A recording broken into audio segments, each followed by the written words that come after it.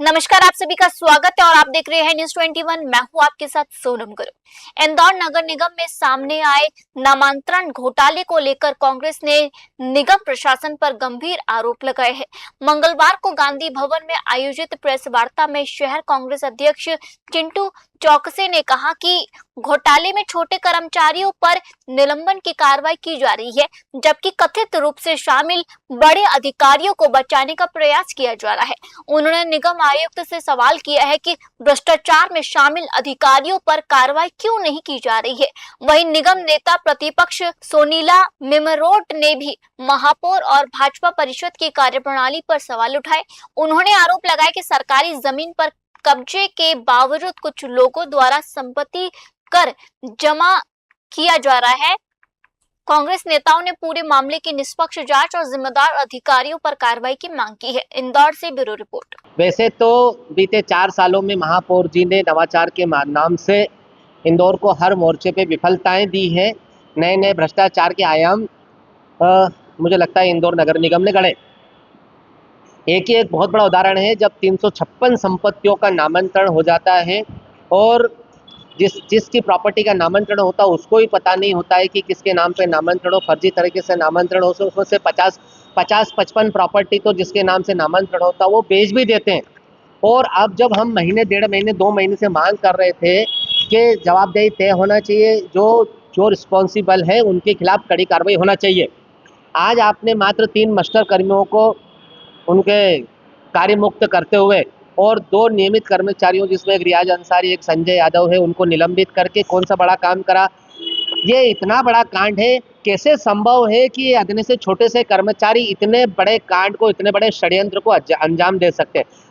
हमारी मांग है कि जिन जिन अधिकारियों के आईडी पासवर्ड यूज हुए उसमें श्रृंगार श्रीवास्तव है, उसमें सगर जी है, उसमें प्रदीप जैन साहब है, उसमें एआरओ हैं, उन तमाम लोगों की जांचें क्यों नहीं हुई, वो रिस्पॉन्सिबल क्यों नहीं है कि इतने बड़े लेवल पे जब ये काम लंबे समय तक चल रहा था, कोई एक दिन में ये काम नहीं हुआ है। पिछले 6 महीने में इस कांड को अंजाम दिया है षड्यंत्रकारियों ने और आपने मात्र 4-6 छोटे से अदने से कर्मचारियों पे कार्रवाई करके इतिश्री कर दिया। मेरा मानना है कि इंदौर नगर निगम में भ्रष्टाचार अपनी चरम सीमा पे है। महापौर जी उसको पूर्ण रूप से पोष रहे हैं, मतलब पानी दे दे के उसको सींच रहे हैं। और ये महापौर जी की लचीलेपन के कारण और नेतृत्व विहीन होने के कारण, नेतृत्व क्षमता नहीं होने के कारण ही आज अधिकारी निरंकुश हो गए हैं। और इतना बड़ा जो कांड हुआ उसमें व्यवस्थित लोगों पे कार्रवाई होना थी, अधिकारियों के नाम आना थी, पूछताछ होना थी। हमारी मांग है, हम इसकी लोकायुक्त में शिकायत करने जा रहे हैं और कमिश्नर से मांग कर रहे हैं कि इसकी लोकायुक्त से जांच होना चाहिए ताकि दूध का दूध और पानी का पानी हो। ये जो 6-7 कर्मचारियों पे जिस प्रकार की कार्रवाई हुई है वो सिर्फ और सिर्फ बेवकूफ़ बनाने का तरीका है, उलझाने का तरीका है, उसके अलावा कुछ भी नहीं है। दूसरे विषय है, निगम ने रचाया शासकीय जमीन को इतिहास में। हमारी नेता प्रतिपक्ष सोनीला दीदी इस बारे में आपसे बात करेंगी।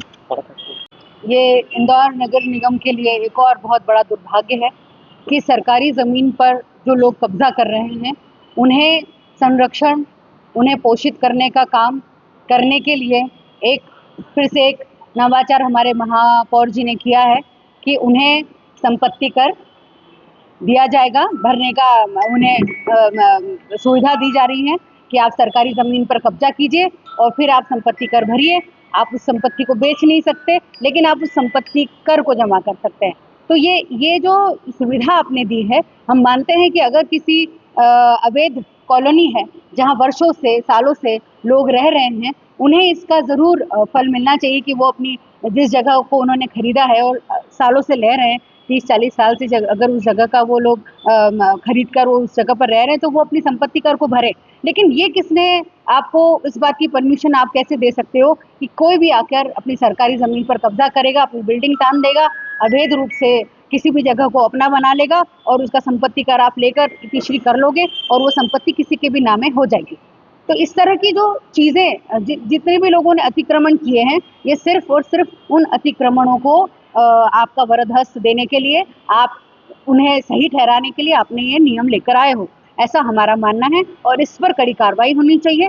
इस पर तुरंत ही तुरंत ही संज्ञान लेकर काम होने चाहिए। लेके तो आए ना, लेकर तो आए हैं, अगर वो लेकर दुर्भाग्य। आए हैं, ये बहुत बड़ा दुर्भाग्य कि आप ये लेकर जो आ रहे हैं, ये किसके हितार्थ लेकर आ रहे हैं, किसको लाभ पहुंचाना चाह रहे हैं? क्योंकि इंदौर की जनता के हित में तो आपने इतने ऐसा कोई काम नहीं किया। आप जरूर अपने ही लोगों को हित देने के लिए इस तरह के प्रस्ताव, नित नए प्रस्ताव लेकर आ रही है हमारी बीजेपी सरकार, ताकि वो अपने लोगों को उसका लाभ दे सके। साथ ही मैं ये भी कहना चाह रही हूँ कि हमारी कांग्रेस पार्टी इसका विरोध करती है, इस प्रस्ताव का।